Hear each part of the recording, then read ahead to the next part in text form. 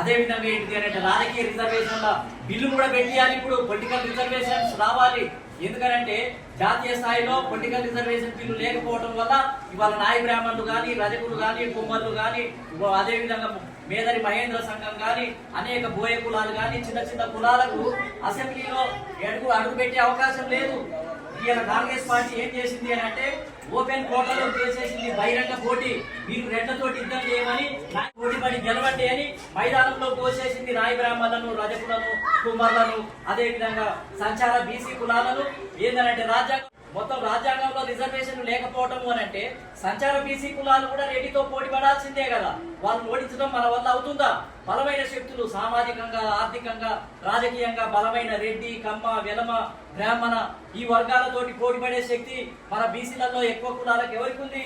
లేదు. కానీ కాంగ్రెస్ పార్టీ మీరు దమ్ముంటే వాళ్ళతోటి పోరాటం చేసి గెలవమని మనల్ని ఓపెన్ కాంపిటీషన్ లోకి నెట్టేసి రాజ్యాంగాన్ని అపహాస్యం చేసినటువంటి చరిత్ర ఇవాళ కాంగ్రెస్ పార్టీది.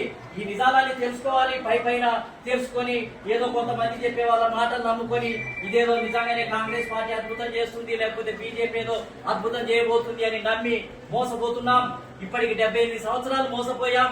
తెలివి లేకనే, నిజమైన సిద్ధాంతాన్ని అర్థం చేసుకోలేకపోవడం వల్లనే మహాత్మా జ్యోతిరావు పూలే, బాబాసాహెబ్ అంబేద్కర్, కాన్షీరామ్ గారు లాంటి వ్యక్తులు చేసిన పోరాటం, ఏదైతే జస్టిస్ పార్టీ చేసినటువంటి పోరాటం, ముస్లిం లీగ్ 1906లో ముస్లిం లీగ్ చేసినటువంటి పోరాటం వల్ల ఇవాళ భారతదేశంలో రిజర్వేషన్లు వచ్చినాయి. 1909 మింటో మార్లే రిఫార్మ్స్ ద్వారా సర్ సయ్యద్ అహ్మద్ ఖాన్, అదే విధంగా మొహసిన్ ఉల్-ముల్క్, వికార్ ఉల్-ముల్క్ ఈ భారతదేశానికి రిజర్వేషన్లు తెచ్చినటువంటి గొప్ప వ్యక్తులు ముస్లిం సమాజం. ఆ తర్వాత నాన్ బ్రాహ్మణులు తీసుకొచ్చారు. ఆ తర్వాత బాబాసాహెబ్ అంబేద్కర్ కమ్యూనల్ అవార్డు తీసుకొచ్చాడు 1932లో. కాబట్టి చరిత్ర అంతా తెలుసుకొని మనం పోరాటం చేయాల్సినటువంటి అవసరం ఉంది. మహిళలు సగం భాగం ఉన్నారు. కాంగ్రెస్ పార్టీలో టికెట్లు 119 ఉంటే 5-6 టికెట్లు కూడా మహిళలకు ఇచ్చే పరిస్థితి లేదు. బానిసలుగా చేస్తున్నారు వాళ్ళు. మొత్తం కూడా అందరినీ మోసమే. మొత్తం ఏంటి అని అంటే బీసీ సమాజాన్ని మోసం చేసింది. మహిళా సమాజం, ముస్లిం సమాజం, అదే విధంగా సిక్కు సమాజం, క్రిస్టియన్ సమాజం, అన్ని సమాజాలను అనగదొక్కి ఇవాళ మొత్తం ఏంటంటే 1-2 వర్గాలకే రాజ్యాధికారాన్ని కట్టబెట్టే సంస్కృతిని ఓటు హక్కు ద్వారానే తీర్చుకోవాలి. ఈ భారతదేశంలో ఓట్లు మనకు 85% ఉన్నాయి. ఆ ఓట్లను వేయించుకోవడం ద్వారానే పరిపూర్ణంగా ఉంటాయి తప్ప మనం అరణ్య రోదన, మనం ఎన్ని చేసినా, ఎన్ని ఉద్యమాలు చేసినా, మెమోరండాలు ఇచ్చినా, బతిలాడుకున్నా, వేడుకున్నా, కాలు పట్టుకున్నా, వేలు పట్టుకున్నా ఎవడి వినడు. కనికరం లేదు. బ్రిటిష్ వాని కన్నా కనికరం ఉంది, ఇతర దేశస్తుల కన్నా కనికరం ఉంది. కానీ ఈ దేశంలో పుట్టి పెరిగి మేము హిందువులమే, మేము మీ వాళ్ళమే, మీ సోదరులమే అని చెప్పేవానికి కనికరం లేదు, భయ లేదు. వాడు అగ్రకులాలకే మోసం చేసి కట్టబెడుతున్నాడు. కాబట్టి మనం నమ్మాల్సినటువంటి అవసరం లేదు. మనకి ఇచ్చిన ఓటు హక్కు ద్వారానే బహుజన్ సమాజ్ పార్టీ ఎట్లా అధికారంలోకి వచ్చింది? ఓటు హక్కు ద్వారా మాయావతి ముఖ్యమంత్రి అయింది.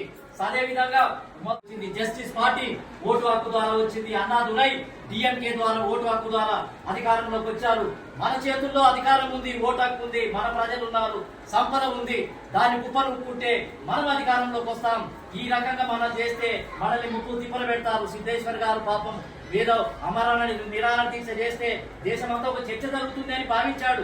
నిజమే, ఇది కూడా ఒక అస్త్రమే. కానీ వద్దని అనటం లేదు. కానీ అంతకంటే బలమైన అస్త్రం ప్రజలలో యాత్ర చేద్దాం, సైకిల్ యాత్ర చేద్దాం, జీప్ యాత్ర చేద్దాం, పాదయాత్ర చేద్దాం, మన ప్రజల్ని మా ఓటు ఇచ్చే విధంగా మార్చుదాం, మనం అప్పుడు అధికారంలోకి వద్దాం. అది శాశ్వతమైనటువంటి పరిష్కారం. కాబట్టి ఇది ఇంతవరకు ఏంటిది అని అంటే మీరు చేసిన ఇదేదైతే అమరణ నిరాహార దీక్ష ఉందో ఒక చర్చ తెలంగాణలో జరుగుతుంది, తెలుగు ప్రాంతాల్లో జరుగుతుంది.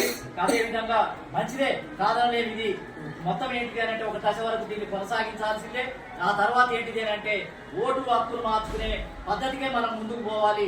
కాబట్టి దానికోసమే మనం ప్రయత్నం చేయాలని చెప్పి కోరుకుంటూ మరొకసారి బత్తుల సిద్ధేశ్వర్ గారు చేస్తున్నటువంటి పట్టుదలతో చేస్తున్నటువంటి ఈ అమరణ నిరాహార దీక్షకు మీ అందరి తరఫున మరి పూర్తి మద్దతును తెలియజేస్తున్నాం.